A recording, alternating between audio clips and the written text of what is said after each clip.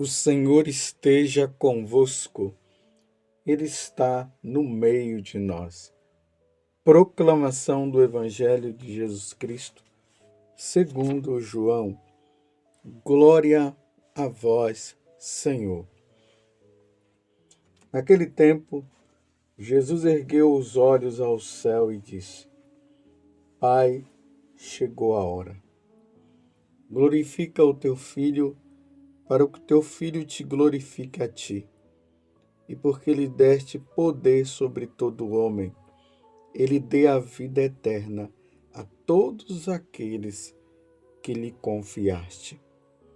Ora, a vida eterna é esta, que eles te conheçam a ti, o único Deus verdadeiro, e àquele que tu enviaste, Jesus Cristo. Eu te glorifiquei na terra e levei a termo a obra que me destes para fazer. E agora, Pai, glorifica-me junto de ti, com a glória que eu tinha junto de ti antes que o mundo existisse. Manifestei o teu nome aos homens que tu me destes do meio do mundo. Eram teus, e tu os confiastes a mim, e eles guardaram a tua palavra. Agora eles sabem que tudo quanto me destes vem de ti, pois dei-lhes as palavras que tu me deste, e eles a acolheram e reconheceram verdadeiramente que eu saí de ti e acreditaram que tu me enviaste. Eu te rogo por eles, não te rogo pelo mundo, mas por aqueles que me destes porque são teus. Tudo que é meu é teu, e tudo que é teu é meu, e eu sou glorificado neles. Já não estou no mundo, mas eles permanecem no mundo, enquanto eu vou para junto de ti. Palavra da salvação. Glória a vós, Senhor. Meus irmãos e minhas irmãs, logo após a ascensão de Jesus, Jesus que sobe ao céu, se senta à direita do Pai, de onde ele virá um dia, ele retornará um dia para julgar os vivos e os mortos. A igreja, ela nos introduz nesta terça-feira, e nesses dias nós veremos isso, nos introduz no capítulo 17 do Evangelho de São João. Esse capítulo 17 é chamado também de a oração sacerdotal de Jesus. Na última ceia, lembrando que os capítulos 13, 14, 15, 16 e 17 do Evangelho de São João, ele se dá na última ceia. E como eu sempre lembro a vocês, na primeira missa celebrada por nosso Senhor Jesus Cristo. Essa oração é chamada a oração sacerdotal de Jesus. Jesus reza pelos apóstolos e reza também por nós. Não sei se vocês notaram já nessa primeira parte. Jesus ele vai elencando algumas coisas em relação aos apóstolos. Eles são do mundo, como eu não sou do mundo. Jesus fala também que o Pai os confiou a ele, a Jesus, e por isso Jesus agora tem a responsabilidade de cuidar deles. E aqui tem uma coisa importante que Jesus fala no início desse evangelho. Ele diz assim: Pai, chegou a hora, glorifica o teu Filho, para que teu Filho te glorifique a ti, e porque lhe deste poder sobre todo o homem. Entendo isso. Jesus, ele tem o poder sobre todos os homens. Não é o diabo que tem poder sobre nós. Quem tem poder sobre nós é nosso Senhor Jesus Cristo, porque ele é Deus. Tudo foi criado por ele, e sem ele nada foi feito. Você compreendeu? Nós não pertencemos ao diabo. Nós pertencemos a Deus. Agora, claro, se tem pessoas aí que vivem querendo e querem adorar Satanás e querem servir a Satanás, aí é problema de cada um. Ainda mais nesse grande evento aí de esses templos satânicos que estão crescendo e muita gente indo atrás. Meu Deus, que pena! Que pena que eles não querem abrir o coração a nosso Senhor Jesus Cristo, o nosso Salvador, ele que venceu Satanás. Então Jesus está dizendo que nós pertencemos a ele. Ele tem o poder sobre nós. E porque lhe destes poder sobre todo o homem, continua Jesus, ele dê a vida eterna a todos aqueles que lhe confiarte. Nós estamos no capítulo 17 do Evangelho de São João, do versículo 1 até o 11. Aí Jesus prossegue dizendo assim: ora, a vida eterna é esta, que eles te conheçam a ti, o único Deus verdadeiro, e aquele que tu enviaste, Jesus Cristo. Que definição, meus irmãos, maravilhosa que Jesus está dando para nós neste tempo aí de preparação para Pentecostes. Jesus está dizendo que a vida eterna consiste em nós conhecermos o Pai como o único Deus e a Jesus Cristo. O mistério da Santíssima Trindade, mais uma vez, começa a desvendar, embora aqui Jesus esteja falando apenas do Pai e dele, e depois Jesus vai falar do Espírito Santo, ainda mais que nós estamos nessa preparação, nesta novena para Pentecostes. A vida eterna consiste em reconhecer que o Pai é o único Deus e aquele que tu enviaste. Vou repetir, o mistério da Santíssima Trindade consiste nisso. São 3 pessoas, o Pai, o Filho e o Espírito Santo, mas um único Deus. Nós ganharemos a vida eterna se nós mergulharmos no mistério da Santíssima Trindade. E se nós reconhecermos que o Pai é Deus, que Jesus é Deus e o Espírito Santo é Deus. Você compreende isso? E é a eles que nós devemos devotar a nossa vida, entregar a nossa vida. Não são 3 deuses, é um Deus único em 3 pessoas. Isso precisa ficar bem claro. Então, se Jesus é Deus, se a vida eterna consiste em nós crermos nele, e crermos no Pai, e crermos no Espírito Santo, significa então, meus irmãos, que quem não crê na Santíssima Trindade, quem não crê em Jesus Cristo, quem não crê no Pai, quem não crê no Espírito Santo, não tem a vida eterna. É simples assim. Então, nós católicos, não abandonemos a Santíssima Trindade, meus irmãos. Não vamos largar o Deus que se revelou na pessoa de Jesus Cristo. E depois ele foi mostrando o Pai, depois ele mostrou o Espírito Santo. Não vamos abandoná-los e seguirmos deuses estranhos, criados pelos homens. Nós cremos na Santíssima Trindade. Eu, como sacerdote, me preocupo preocupo muito com os católicos que estão abandonando a Igreja Católica e me preocupo muito com essas pessoas que estão agora desbatizando, ou seja, estão negando o batismo.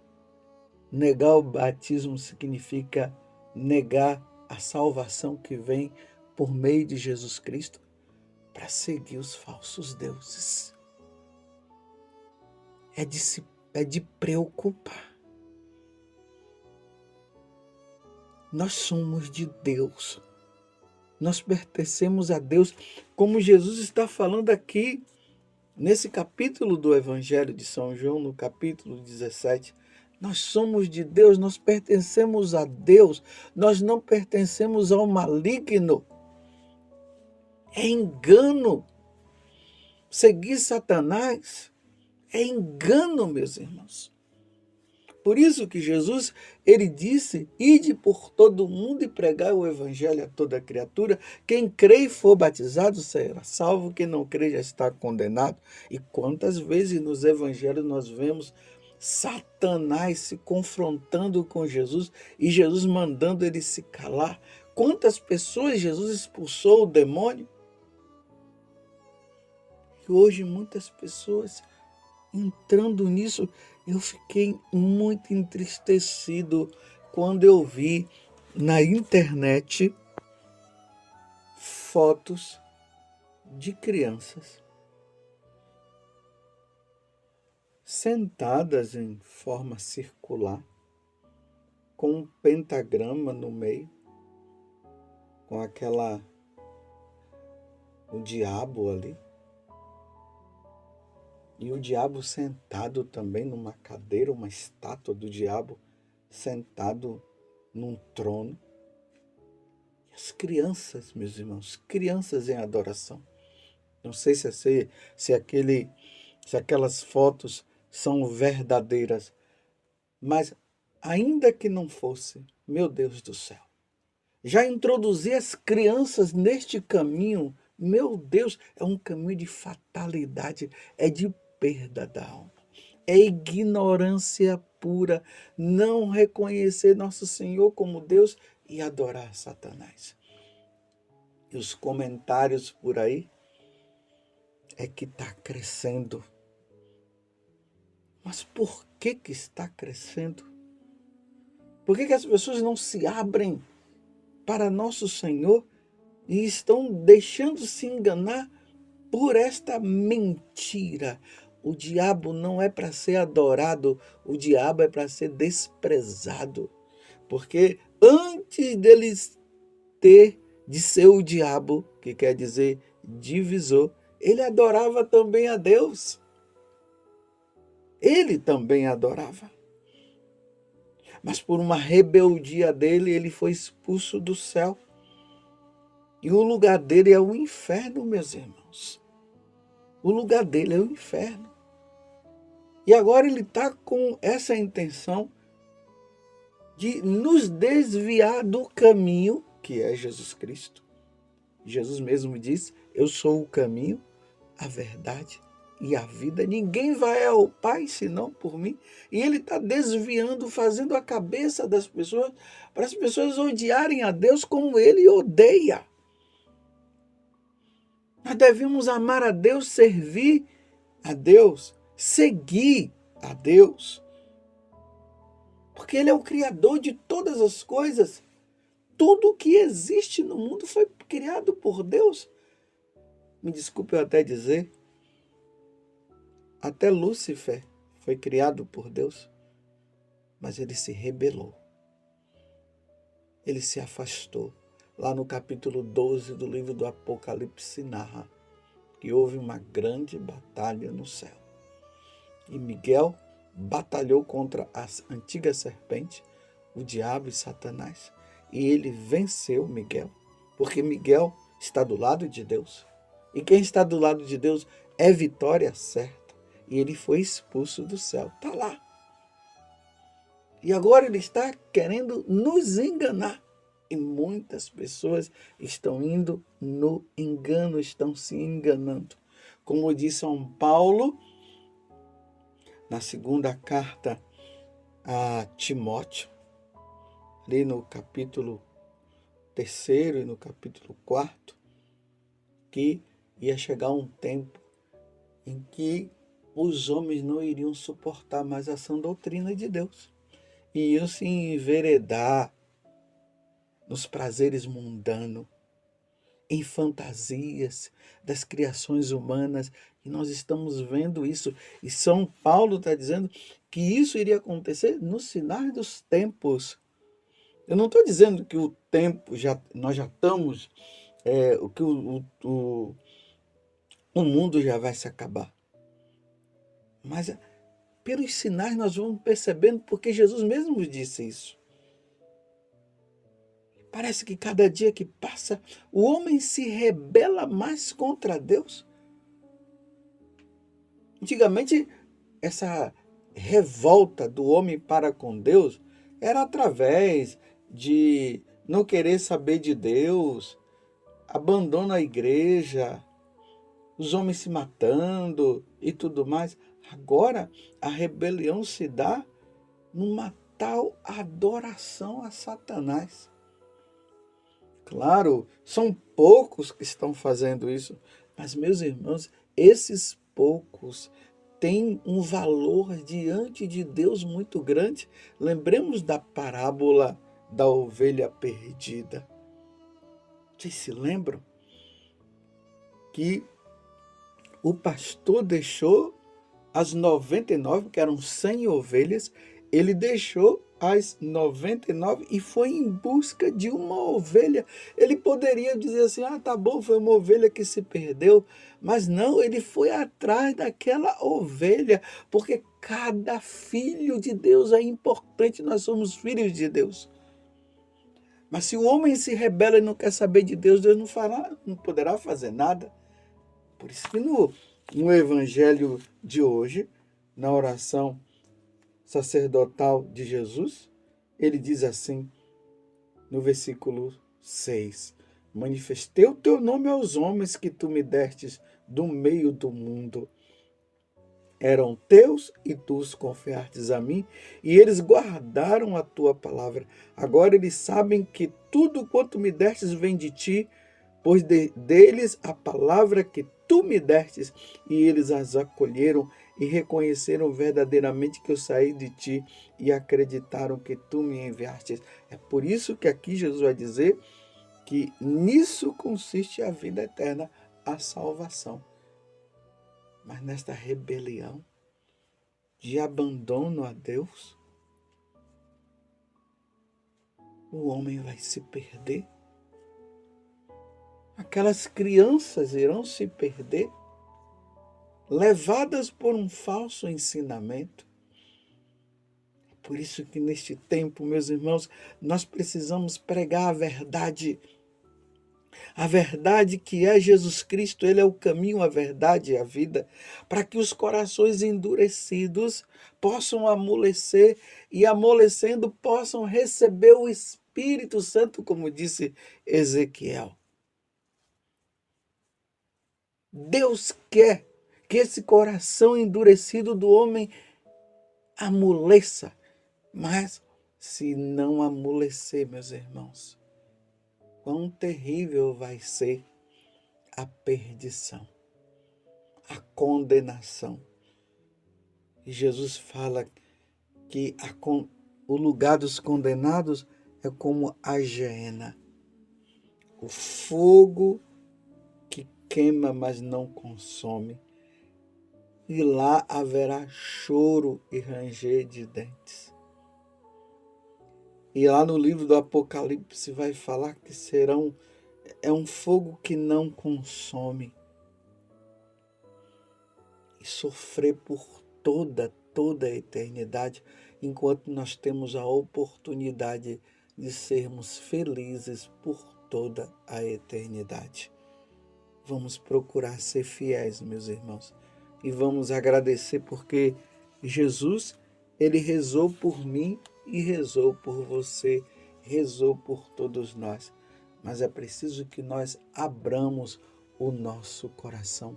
Muito obrigado, Senhor, por nos ter dado a vida eterna.